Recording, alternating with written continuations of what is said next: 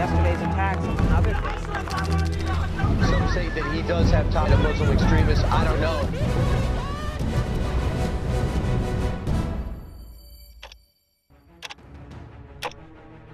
Several years ago in Bab al-Aziziyah, Muammar Gaddafi, the former Libyan dictator, warned his audience, if instead of a stable government, these militants linked to al-Qaeda come to power, the Africans will have to move en masse towards Europe, and the Mediterranean will become a sea of chaos. Today, his prophecy has been fulfilled sooner than expected. Like many African nations, Libya has fallen victim to colonialism. In 1911, Italians took control of the North African country and ruled over it until 1942, when World War II allies drove them out.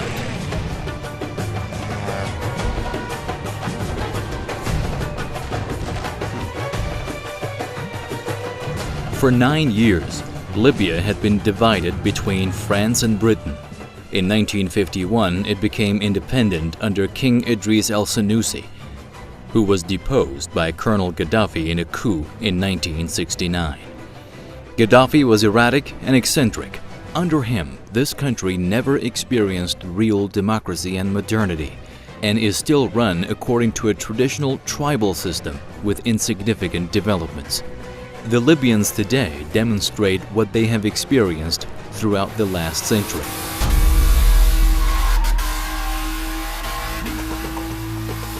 Libya is being worn out by an all-out civil war.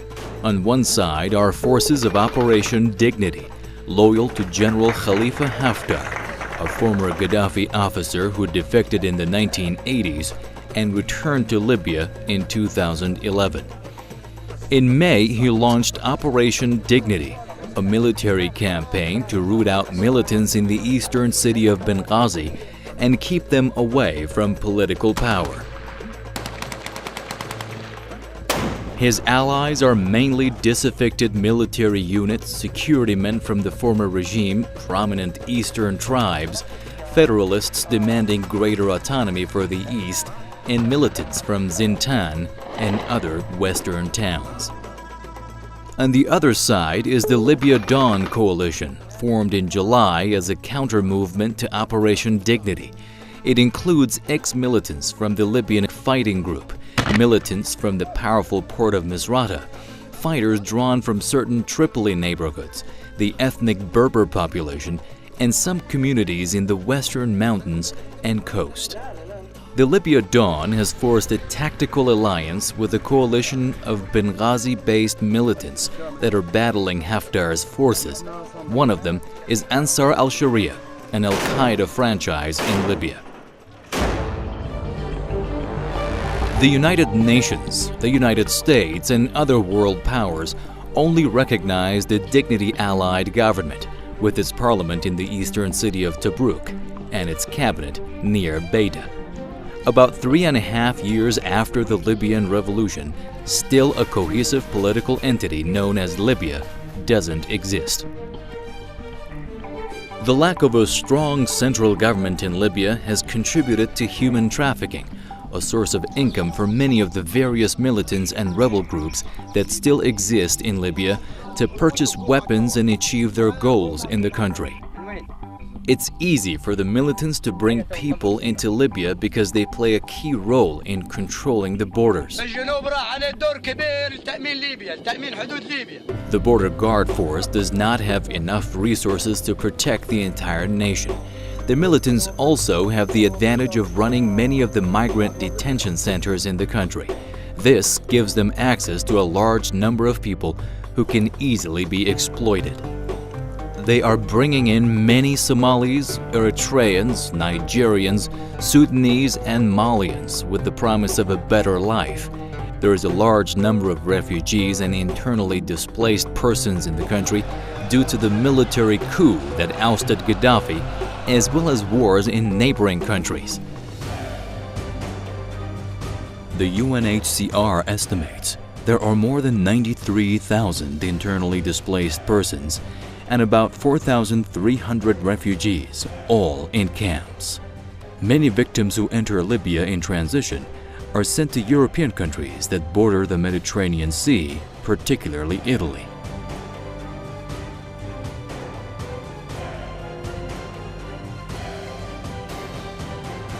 On February 15, ISIL released a video in which 21 Coptic Christians from Egypt were beheaded on a Libyan beach.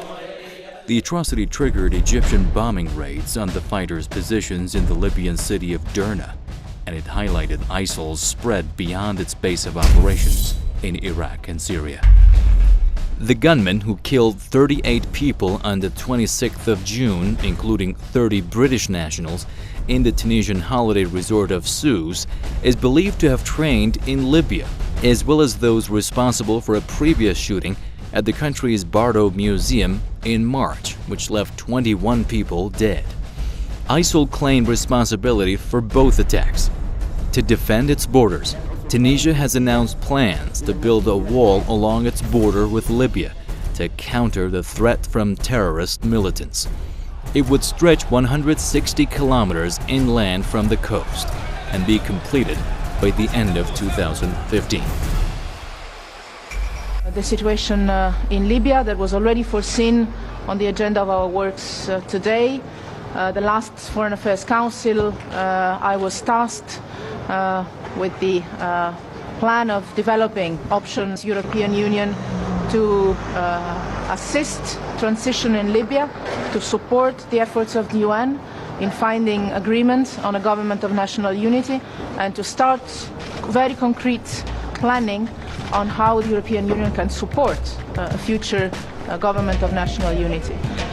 Now, after what happened in the Mediterranean the day before, the night before the previous one, I felt it was our moral duty to concentrate also on our responsibility as Europeans to prevent this kind of tragedies to happen again and again.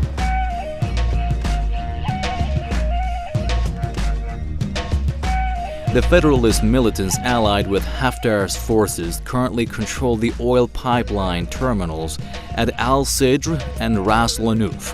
Their commander, Ibrahim Jathran, rose to notoriety in 2013 for seizing the ports to compel the Tripoli-based government to grant Easterners more control over oil revenues.